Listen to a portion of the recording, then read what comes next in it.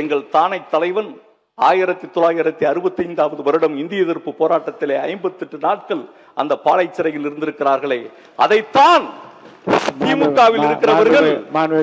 ஒரு நிமிடத்தில் முடிச்சிடுறேன் ஐயா. ஐயா அமைச்சர் பேசுறீங்க.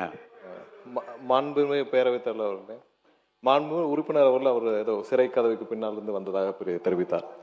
வழக்கு நிலுவையில் இருக்கும்போது அதை பத்தி பேச வேண்டாம் என்பது. அது போக மேலும் ஒரு விஷயம், மாண்புமிகு உறுப்பினர் அவர்கள் இந்த அவை குறித்தும் முதலமைச்சர் குறித்தும் பொதுவெளியில் கடந்த மாதம் அவதூறாக மோசமாக பேசியிருந்தார்.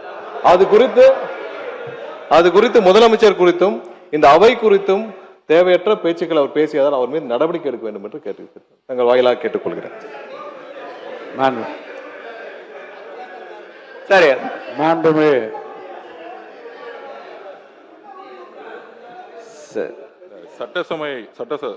சட்டத்துறை அமைச்சர் எதற்காக சொல்லியிருந்தால், காலையிலேயே சட்டமன்ற உறுப்பினர் மீது நாங்கள்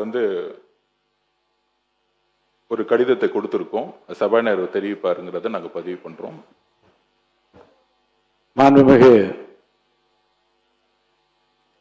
பொதுப்பணித்துறை அமைச்சர் காலையில் என்னை சந்தித்து, மாண்புமிகு சட்டமன்ற உறுப்பினர் வெளியில் பேசிய பேச்சு அவையின் மாண்பை குறைப்பதாகவும் அச்சுறுத்தல் விளைவிப்பதாகவும், அது சட்டமன்ற மாண்பினை குறைப்பதாக இருப்பதாகவும் அவர் மீது நடவடிக்கை எடுக்க வேண்டும் என்று ஒரு கடிதத்தை அவர் கொடுத்திருக்கிறார். அவர் மட்டுமல்ல, மாண்புமிகு உறுப்பினர் அவர்கள் இங்கே அவையில் ஒரு சிறப்பான கருத்துக்களை நல்லா பேசிக் கொண்டிருக்கிறார். ஆனால் வெளியில் ஒரு பொதுக்கூட்டத்தில் அவருடைய பேசிய பேச்சை அனைவரும் ஊடகங்களில் நீங்கள் பார்த்திருப்பீர்கள். அந்த பேச்சு முடிந்தவுடன் அந்த வன்முறை பேச்சுக்காக அவர் மீது நடவடிக்கை எடுக்க வேண்டும் என்று பொதுமக்கள் பல பேர் பேரவைத் தலைவர் எனக்கு கடிதமும் எழுதியிருந்தார்கள். தொலைபேசி மூலமாகவும் எப்படி நீங்கள் சும்மா இருக்க முடியும் என்றெல்லாம் கேட்டார்கள். நிருபர்கள் பத்திரிகையாளர் கேட்கிற போது கூட இந்த வளாகத்திற்குள்ளே நடந்த சம்பவங்களிலே என் அனுமதி பெற்று கைது செய்யப்படுவது எப்படி என்பதை பற்றியெல்லாம் விளக்கமாக நான் தெரிவித்தேன்.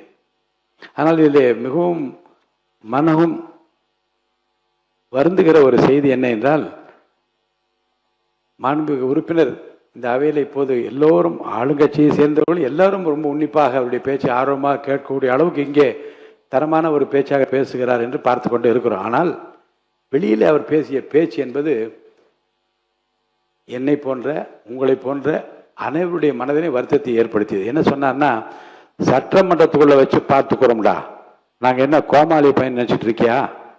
சட்டமன்றத்தில் நாம் பயந்து ஓடணுமா? பேய் அடிச்ச மாதிரி சட்டமன்றத்தில் உட்கார்ந்துக்கிட்டு இருந்த தமிழ்நாட்டினுடைய முதலமைச்சர் கொத்து பரோட்டா, இருங்க படிக்கிற கொத்து பரோட்டா போல. என்னடா கொத்து பரோட்டா? உன்ன மாதிரி ஆயிரக்கணக்கான கொஞ்சம் இருங்க சார், எவ்வளவு கேவலமா பேசின. இவன் மந்திரிகள் அத்தனை பேரும் குற்றவாளிகள், இவன் தான் ஊழலுடைய மொத்த உருவம் தமிழ்நாடு முதலமைச்சர். இதுதான் அவருடைய பேச்சினுடைய ஒரு சாராம்சம். நான் என்ன சொல்றேன், இருங்க, இது குறித்து ஏற்கனவே வழக்கு பதிவு செய்யப்பட்டு வழக்கு நீதிமன்றத்துக்கு உள்ள நான் போகல. அதில் எந்த காலகட்டத்தில் பேசினார், எதுக்காக பேசினார் என்பதை பற்றியா நான் விவாதிக்க விரும்ப, அது முறையும் அல்ல.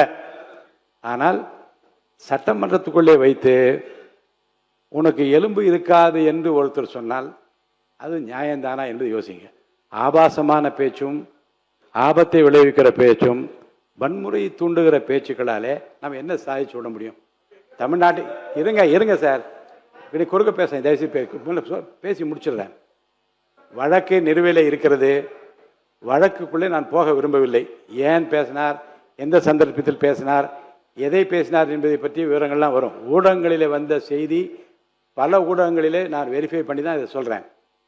மாண்புமிகு முதலமைச்சரை பற்றியும் அவருடைய எலும்பை உடைப்பு என்று சொன்னபடி வன்னியரசு மாண்புமிகு அமைச்சர் வன்னியரசு அடுத்த நாள் எல்லாருக்கும் எலும்பு இருக்குன்னு ஒரு அறிக்கை கொடுத்தார். அப்போ ஒருத்தருக்கு ஒருத்தர் விரோதங்களை வளர்ப்பதும் வன்முறையை தூண்டுவதும் இந்த அவைக்கென்று ஒரு மாண்பு இருக்கிறது.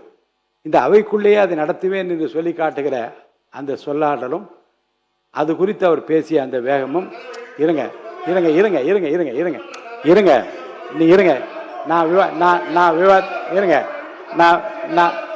அப்ப நான் என்ன சொல்றேன்,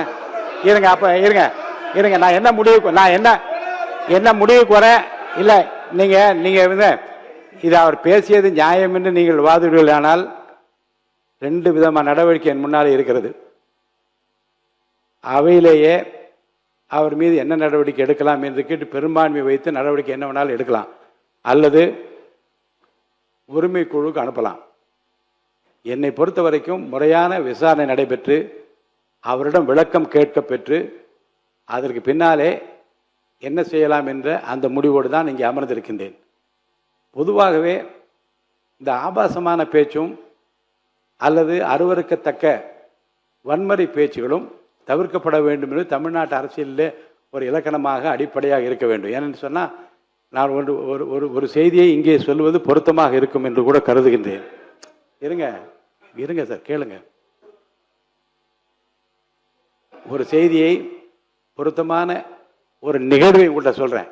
நான் அனைத்து இந்திய அண்ணா திராவிட முன்னேற்ற கழகத்தில் இருந்து சில காலம் தமிழ் மாநில காங்கிரஸில் இருந்தேன்.